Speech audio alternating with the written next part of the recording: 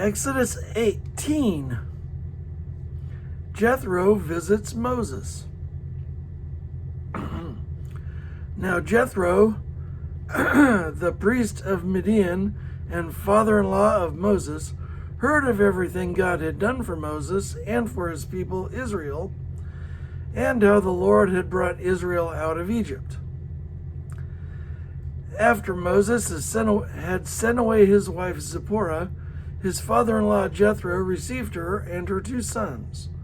One son was named Gershom, for Moses said, "I have become a foreigner in a foreign land." And the other was named Eleazar, for he said, "My father's God was my helper. He saved me from the sword of Pharaoh." Jethro, Moses' father-in-law, together with Moses' son and wife, came to him in the wilderness, where he was camped near the mountain of God. Jethro had sent word to him, "I, your father-in-law Jethro, am coming to you with your wife and her 2 sons."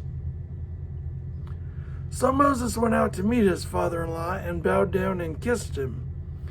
They greeted each other and then went into the tent. Moses told his father-in-law about everything the Lord had done to Pharaoh and the Egyptians for Israel's sake, and about all the hardships they had met along the way and how the Lord had saved them.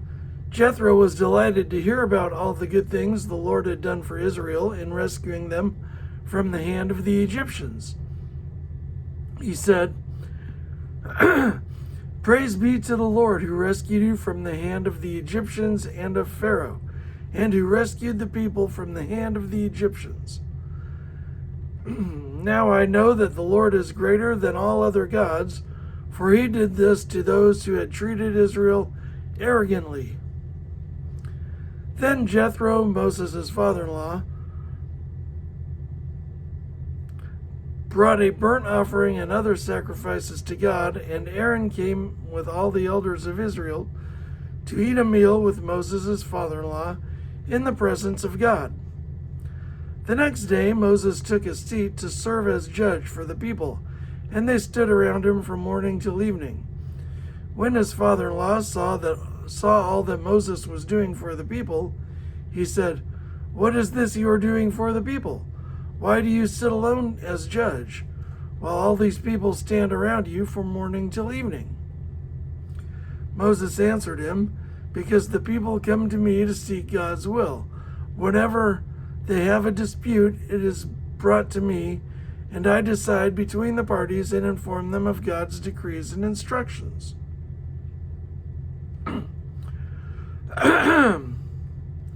Moses' father-in-law replied, "What you are doing is not good.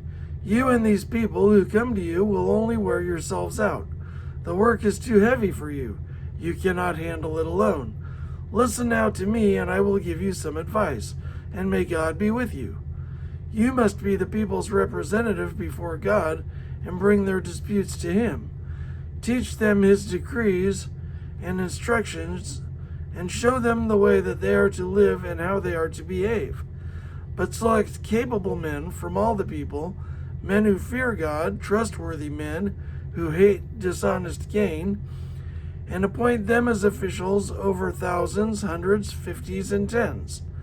Have them serve as judges for the people at all times, but have them bring every difficult case to you. The simple cases they can decide themselves. That will make your load lighter, because they will share it with you. If you do this, and God so commands, you will be able to stand the strain, and all these people will go home satisfied." Moses listened to his father-in-law and did everything he said. He chose capable men from all Israel and made them leaders of the people, officials over thousands, hundreds, fifties, and tens. They served as judges for the people at all times. The difficult cases they brought to Moses, but the simple ones they decided themselves. Then Moses sent his father-in-law on his way, and Jethro returned to his own country.